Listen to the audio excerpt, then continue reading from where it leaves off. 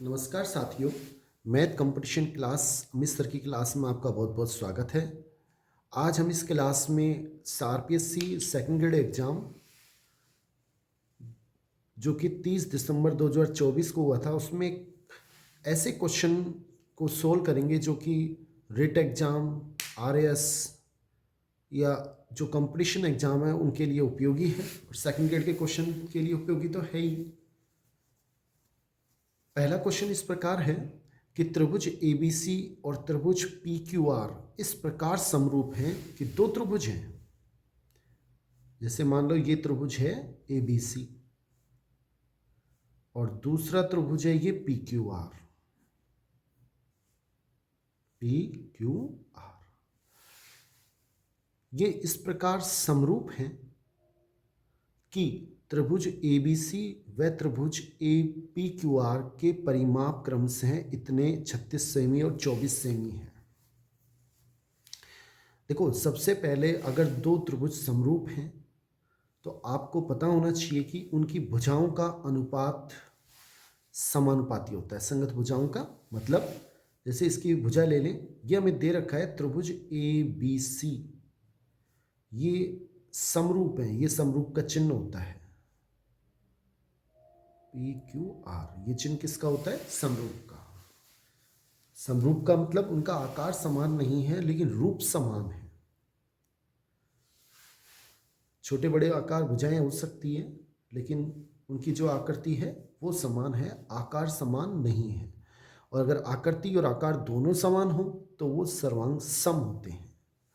अब हमें समरूप दे रखा है तो इसमें क्या कंडीशन होगी कि इसका मतलब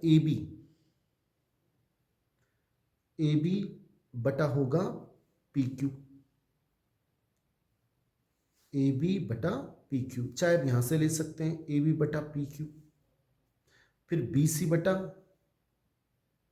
क्यू आर और ए सी बटा पी आर। और इनके भुजाओं का जो अनुपात है वो बराबर होता है। और आप ये भी याद रख लें कि त्रिभुज और इनका जो परिमाप ये जो है वो त्रिभुज ए बी सी का परिमाप बटा त्रिभुज पी क्यू आर का परिमाप, ये भी इनका अनुपात भी इनके बराबर होता है। वो क्यों होता है? क्योंकि हम जब इन तीनों को जोड़ेंगे तो A B plus B C plus A C, ये त्रिभुज ए बी सी का परिमाप आ जाएगा। और नीचे नीचे जोड़ेंगे P Q plus Q R plus P Q R, तो वो त्रिभुज पी क्यू आर का परिमाप आ जाएगा। ये सूत्र होता है। अगर हमें परिमाप दे रखा है तो ये सूत्र, और अगर कहता त्रिभुज का क्षेत्रफल देता तो क्षेत्रफल के लिए अलग सूत्र है। भी एक क्वेश्चन है सेम, वो मैं कराऊंगा तब उसमें लिखा दूंगा। अब हमें क्या दे रखा है वो देखें। जो चीज़ हमें दे रखी है, पी क्यू दे रखा है 10 सेमी, इसमें पी क्यू कहाँ है? ये रहा। और ए बी का मान हमें ज्ञात करवा रहा है। देखो, आप ये और ये लें, फर्स्ट और चौथा। ए बी पी क्यू हमसे पी क्यू का मान 10 सेमी हो और ए बी ज्ञात करवा रहा है। ए बी यूं क्यों लिख दिया नहीं पता, पी क्यू का मान 10 सेमी बराबर त्रिभुज ए बी सी का परिमाप वो दे रखा है 36 और त्रिभुज पी क्यू आर का परिमाप दे रखा है 24। अगर हम इसे काट लें तो 12 से काट सकते हैं, 12 तिया 36 और 12 दूना 24। अब इसको हम वज्र गुणा कर लें। 2 को जब ए बी से गुणा करेंगे तो 2ab आएगा और 3 को जब इससे गुणा करेंगे तो 3 ढाई 30 आएगा। तो यहां से ए बी का मान कितना आएगा? 30/2 यानी कि 15 सेमी। और ये हमारा आंसर है, यानी डी हमारा बिल्कुल सही आंसर है। नेक्स्ट क्वेश्चन देखते हैं।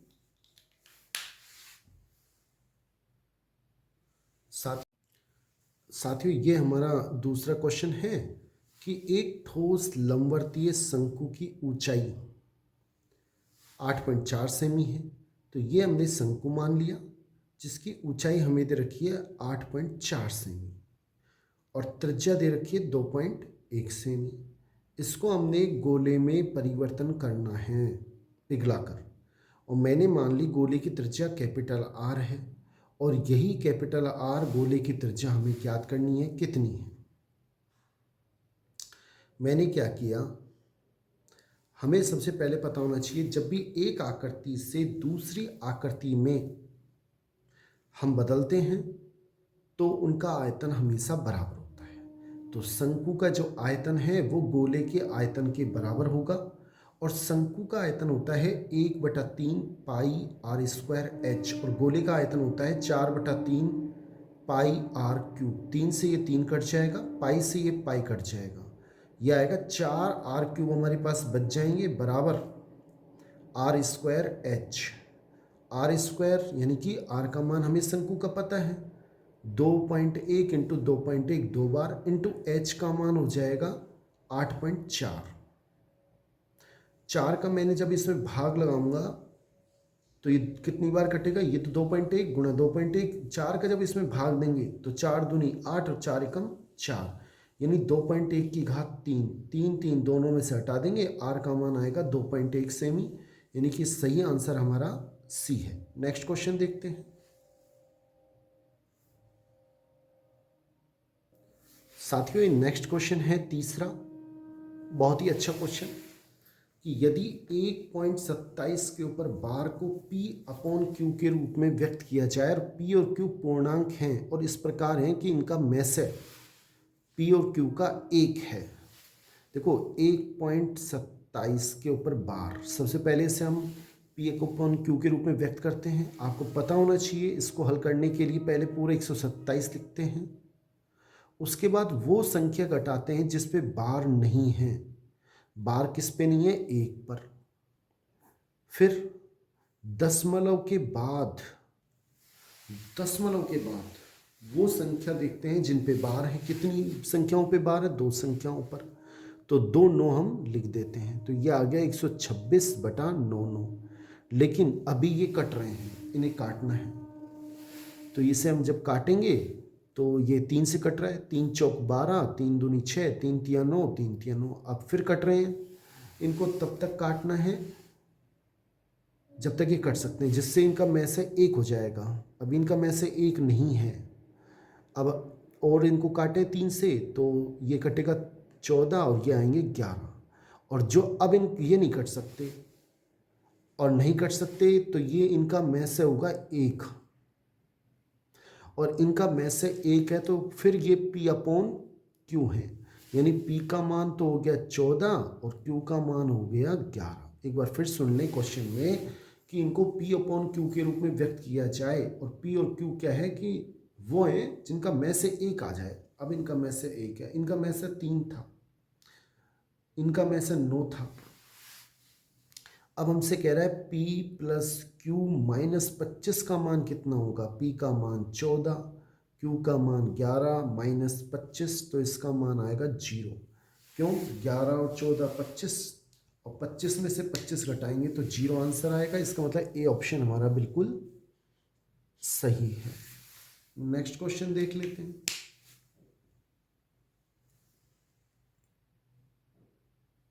साथियों ये नेक्स्ट क्वेश्चन है, यदि त्रिभुज ABC और त्रिभुज DEF इस प्रकार समरूप हैं, यह हमें दे रखा है त्रिभुज ABC समरूप है त्रिभुज DEF के, और इस प्रकार से समरूप है कि इनका क्षेत्रफल हमें दे रखा है। जब क्षेत्रफल का सूत्र हमें पता होना चाहिए, त्रिभुज ABC का क्षेत्रफल बटा त्रिभुज DEF का क्षेत्रफल, ये किसके बराबर होता है, संगत भुजा AB का स्क्वायर बटा DE का स्क्वायर, BC का स्क्वायर, EF का स्क्वायर, ऐसे AC का स्क्वायर और DF का स्क्वायर। अब हमें जो दे रखा है उसे देख लें। त्रिभुज ABC का क्षेत्रफल कितना रखा है, 54, और त्रिभुज DEF का निकालना है। त्रिभुज DEF का क्षेत्रफल ये हमें निकालना है, और क्या दे रखा है, BC बटा EF।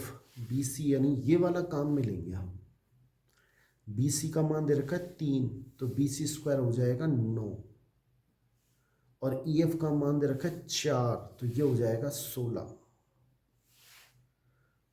ऊपर ऊपर काट सकते हैं, 9 एकम 9, 9 छिकी 54, और जब इसको इससे गुणा करेंगे तो एक को जब किसी से गुणा करते हैं वही आ जाएगा त्रिभुज DEF का क्षेत्रफल, बराबर इसको जब इससे गुणा करेंगे तो 16 छिक 96 सेमी स्क्वायर। ये हमारा आंसर है, यानी कि फर्स्ट हमारा सही आंसर है। ये भी RPSC सेकंड ग्रेड में आया हुआ है। नेक्स्ट क्वेश्चन देखते हैं।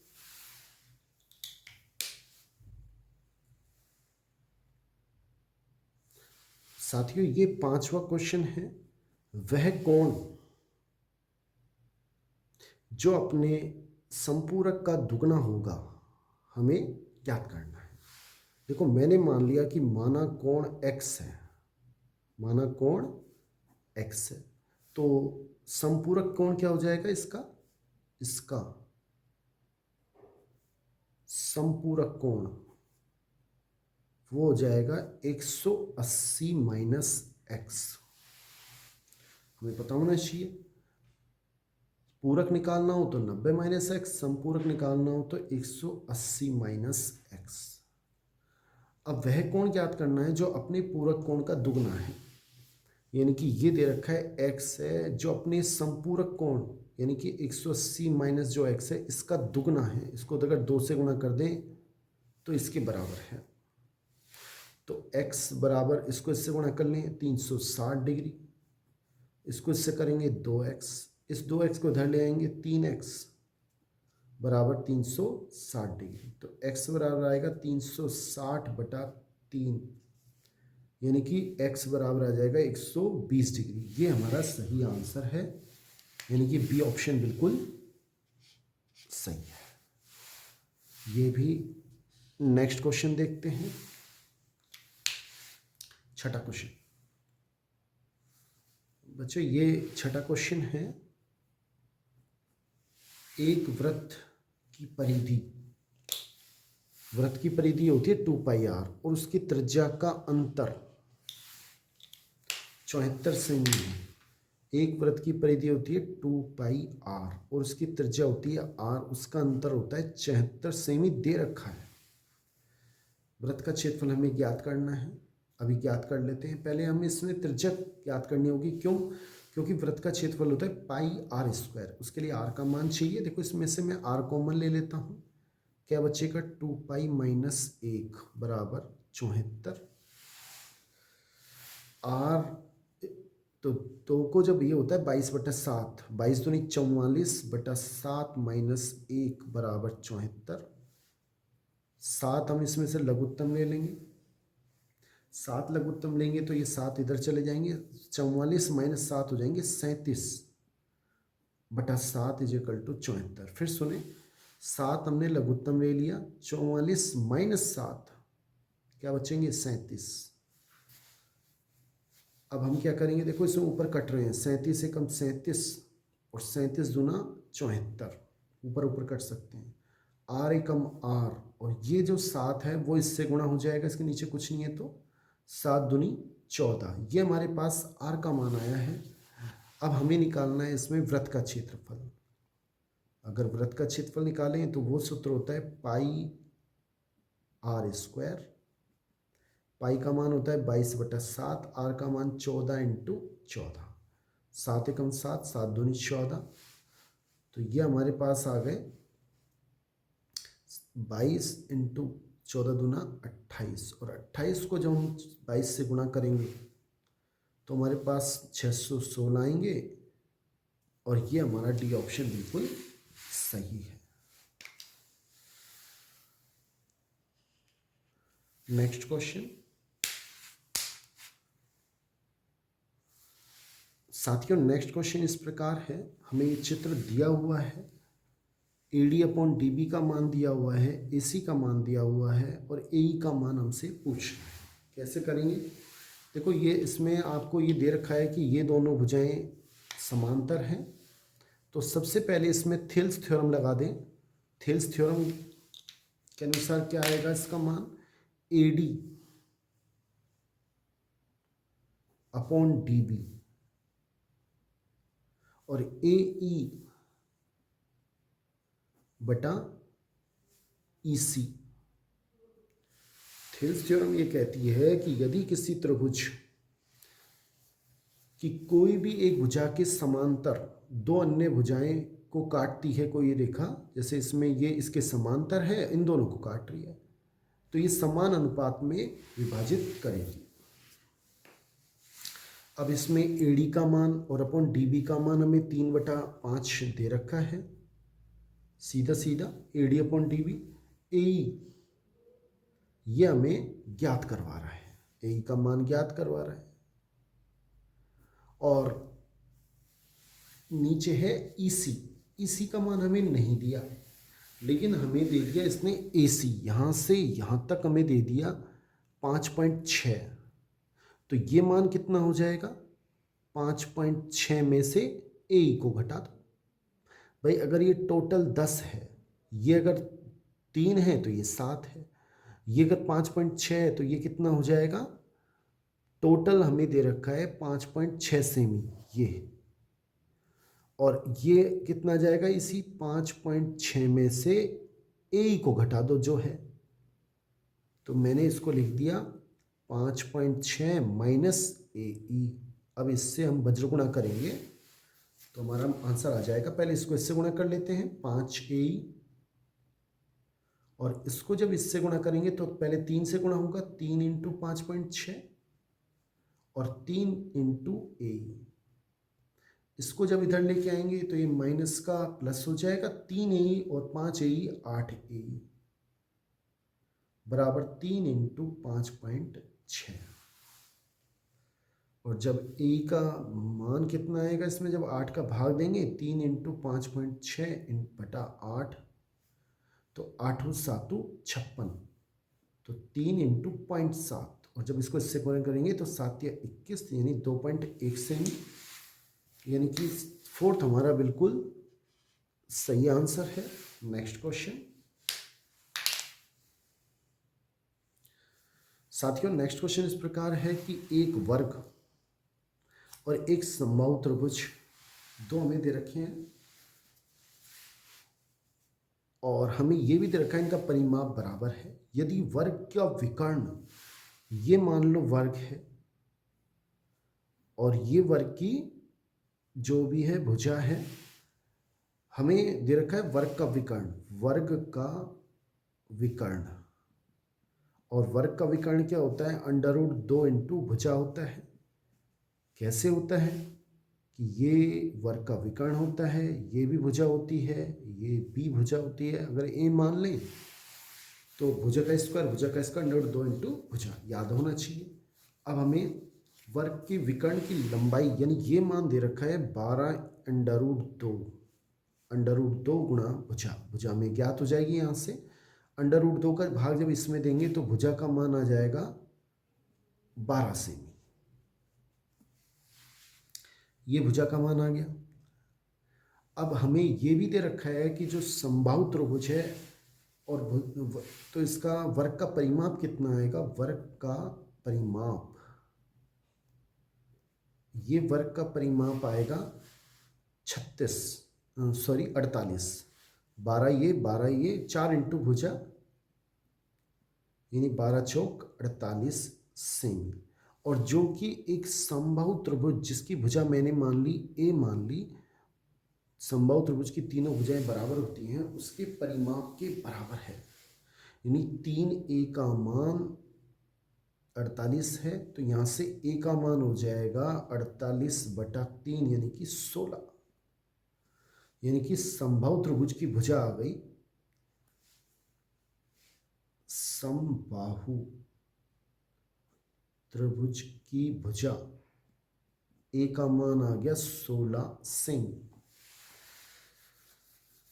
अब हमसे कह रहा है कि त्रिभुज का क्षेत्रफल ज्ञात कीजिए। समबाहु त्रिभुज का क्षेत्रफल क्या हो जाएगा, सूत्र होता है √3/4 इंटू भुजा स्क्वायर A स्क्वायर, तो √3 बटा 4 इंटू ए स्क्वायर इन 16 इंटू 16, और 4 से कट जाएगा, 4 एकम 4, 4 चौक 16, 16 चौक 64, √3 सेमी स्क्वायर, यानी कि सही आंसर बी ऑप्शन हमारा बिल्कुल सही है। नेक्स्ट क्वेश्चन देखते हैं। साथियों ऐसे मैंने अभी बहुत क्वेश्चन कराए थे। अभी एक टॉपिक करा रखा है रेखा और कोण, उसे आप देखें। इस क्वेश्चन को हम 3-4 तरीके से कर सकते हैं, कई तरीके से कर सकते हैं। चाहो तो आप इसको ऐसे कर सकते हैं कि इसको आप ऐसे बंद कर लें।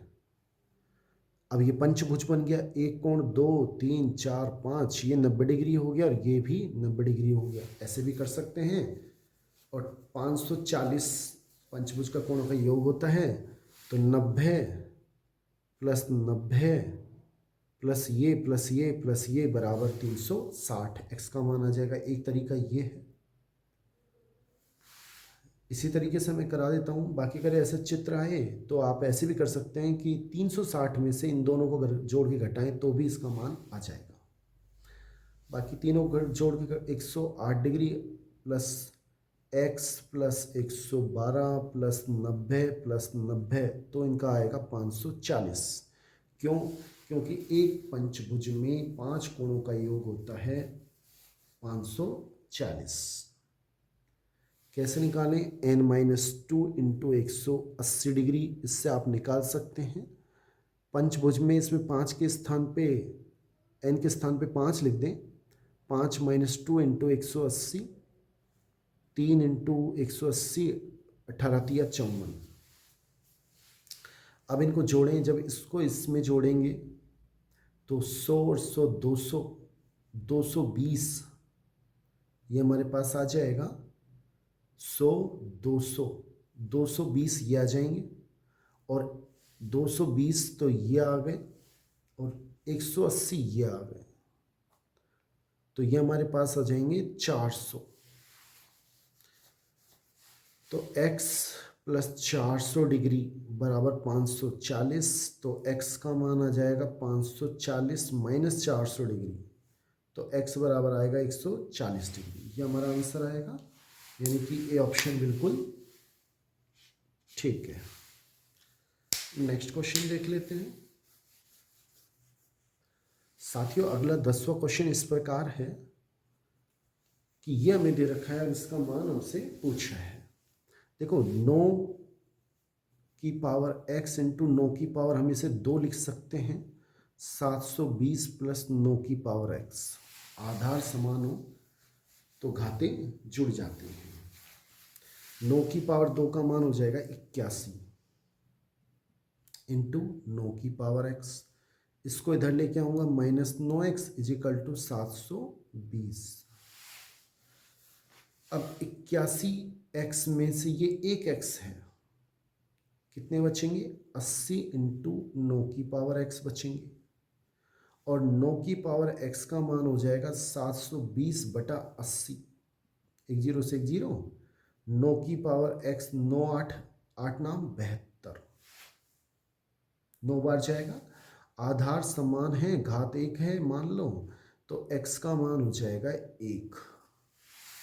अगर किसी घात कुछ नहीं होती तो हम 1 लिख सकते हैं। तो ये हमारे पास x का मान आया है। अब हमें इसका मान ज्ञात करना है। x के स्थान पे 1 रख दें तो 1/2 की पावर 2/1, यानी कि 1/2 की पावर 2।